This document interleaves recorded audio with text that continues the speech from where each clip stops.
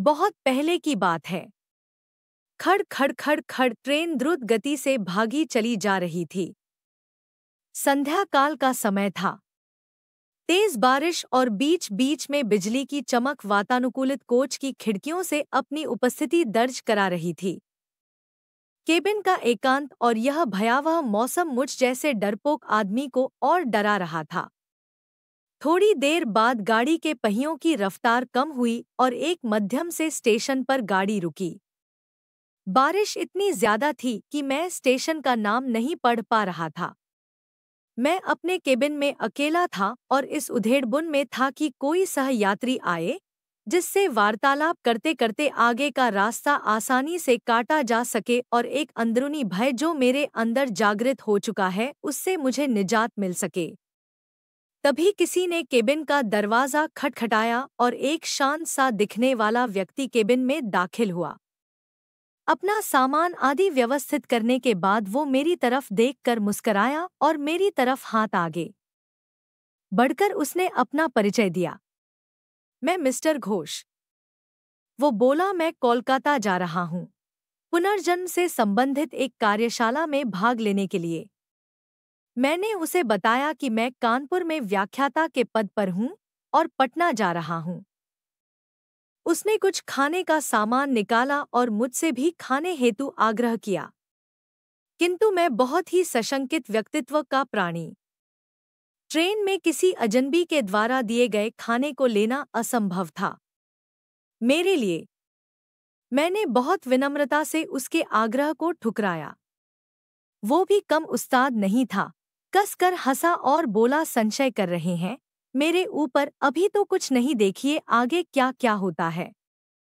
उसके यह शब्द सुनकर मुझे सांप सूंघ गया, किंतु मैंने किसी तरह अपनी घबराहट को छिपाया।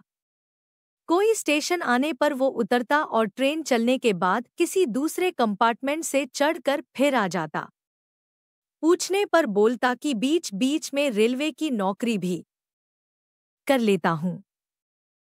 थोड़ी देर बाद मैं और वह विभिन्न विषयों पर चर्चा करने लगे। उसने पुनर्जन्म से संबंधित बातें प्रारंभ की और पुनर्जन्म को अंधविश्वास बताया। थोड़ी देर बाद उसने मुझसे पूछा कि क्या आप भूत प्रेत पर विश्वास करते हैं? मैंने कहा, बिल्कुल। वो जोर से हंसा और बोला, यह सब बकवास है। मुझे भूतों पर विश्वास था, किंतु वो भूतों के अस्तित्व को नकारता रहा। रात अपने यौवन पर पहुंच चुकी थी। चर्चा उपरांत मैं वातानुकूलित प्रथम श्रेणी के कक्ष में सोने का प्रयास कर रहा था। अचानक मुझे ऐसा अनुभव हुआ कि कोई मेरे गले पर गर्म अंगार रख रहा है। मैं हड़बड़ा कर उठा, कहीं कोई नहीं। मेरे अलावा उस कक्ष में मेरा वही सहयात्री था जो सामने की बर्थ पर लेटा घोड़े बेंच कर सो रहा था। मैं फिर सोने का प्रयास करने लगा।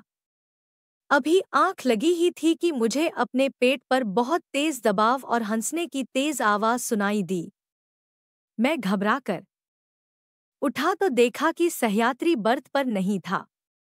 लगभग 1-2 मिनट बाद वो आया और बोला, जनाब सोए नहीं?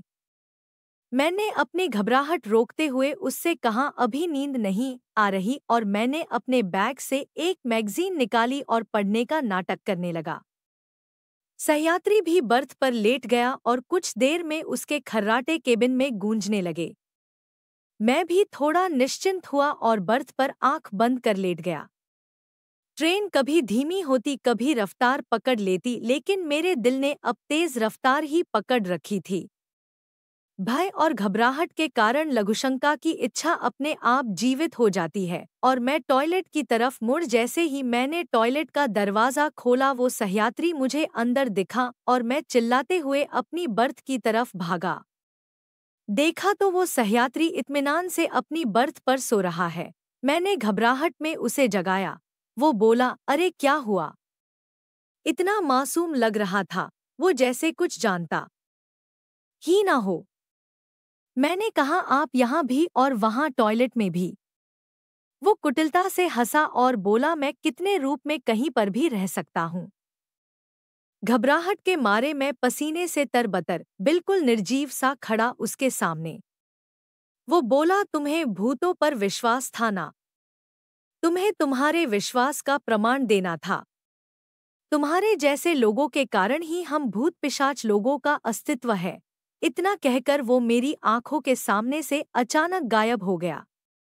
मैं डर के मारे अवाक और निर्जीव सा अपनी बर्थ पर बैठा था। तभी केबिन के अंदर टिकट निरीक्षक आया। उसका चेहरा देखकर मुझे बेहोशी छाने लगी, क्योंकि यह वही सहयात्री था मेरा, और वो टिकट चेक कर मुस्कराता हुआ चला गया।